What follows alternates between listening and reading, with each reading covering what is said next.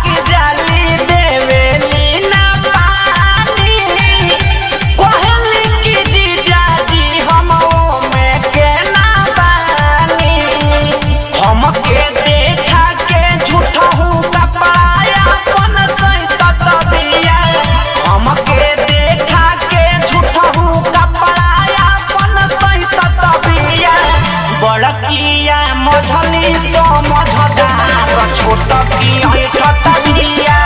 बड़किया मझली समझदार छोटा की ऐठत बिया।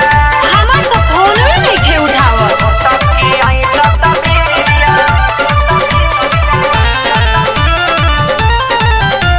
छोटा की ऐठत बिया कह के भेजवलू भौजी होई पाराया रात भर मछड़ पटल खदे हली नाही चादर बड़ा दशा भइल होई देवर जी। ए भौजी कह के भेजवलू भौजी होई पाराया रात भर मछड़ पटल खदे हली नाही चादर कोई चाकी सना कहले सलिया हमर बैत कबिया शिव मन मोही कहले सलिया हमर बैत कबिया निर्जाना आई ससुरा छोटा की ऐठत बिया बड़किया मझली समझदार छोटा की ऐठत बिया हमारा के छोड़ी उ तो दूसरा लगे बैठत बिया हमारा के छोड़ी उ तो दूसरा लगे बैठत बिया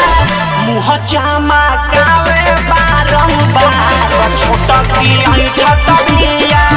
बड़किया मझली समझदार छोटा की ऐठत बिया। अच्छा ठीक बा हम चलेम नु त हमरा संगे रउआ चलेम ठीक है।